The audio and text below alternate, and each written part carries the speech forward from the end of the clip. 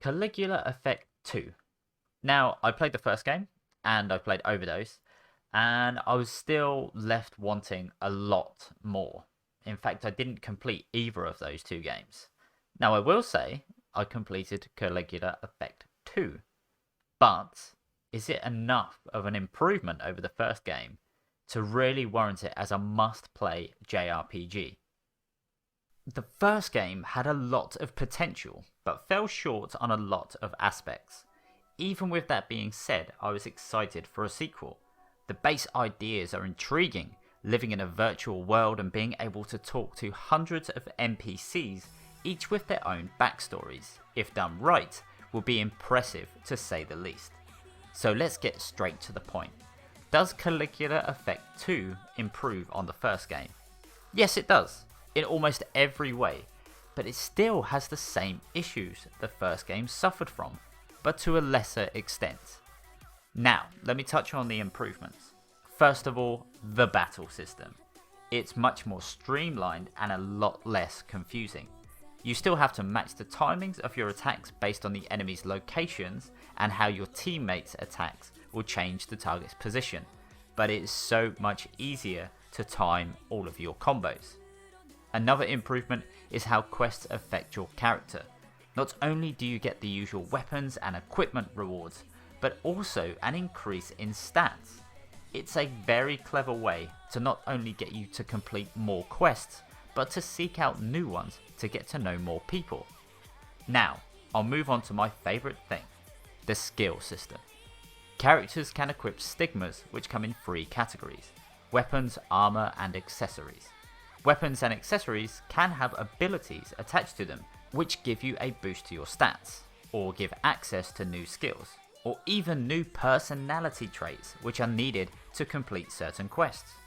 Best of all, every character can learn these skills, except for a few unique skill upgrades. It's very reminiscent to the Final Fantasy IX skill system. Other things I enjoy are the party members. For the most part, they are likeable, except for maybe one or two. The music is highly enjoyable if you are a fan of J-pop or Hatsune Miku style songs.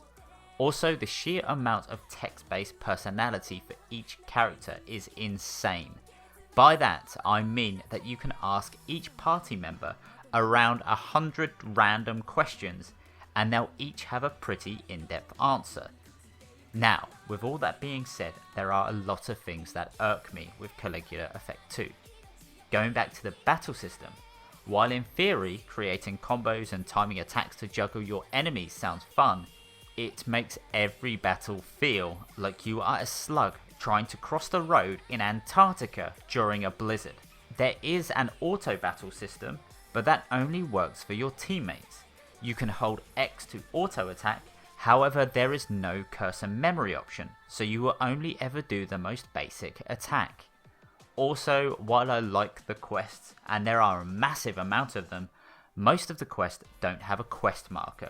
Not for the person giving the quest, not for the person you need to talk to, or the person you need to progress the quest with, or for the enemy you've got to fight in that quest. You can't even put markers down on the map. Some quests even need you to search to find someone, but they don't tell you where that person is. To make this even more infuriating, there isn't a sprint button. It makes things extremely tedious. You can fast travel, but only to certain save points, and if your quest needs you to go to a different level, you need to teleport to the main hub, then to the map, then go to a save point to fast travel somewhere else on that map. Sounds fun, right? Even better, you have to dodge enemies while you do these quests. Also, to make exploration even more annoying, generic NPCs blend in with important NPCs. You have to get in a certain range for their markers to appear above their heads. Oh, and you guessed it, no NPC markers on the map. And even better, a lot of the NPCs will walk around the map instead of staying in one place. I really do hope there is a third game. The second was so close to being a great JRPG, but it's still not quite there yet. For a game in a virtual world, it sure lacks imagination and variety, but it still shows promise.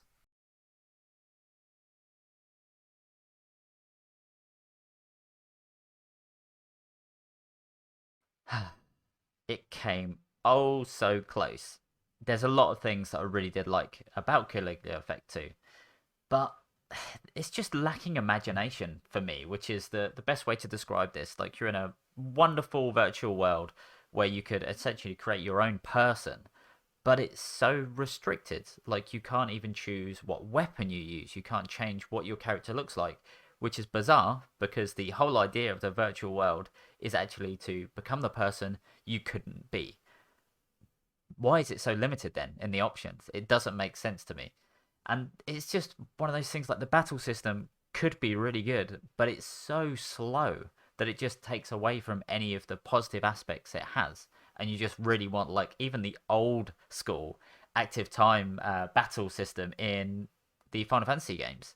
That would be a lot better, and you try and combo them while those moves are happening. But yeah, it's just they're so close. They really are so close for me going absolutely recommend it. But unless you're a diehard JRPG fan, I would say you'd have to give it a miss. Now, if you love JRPGs like I do, play it.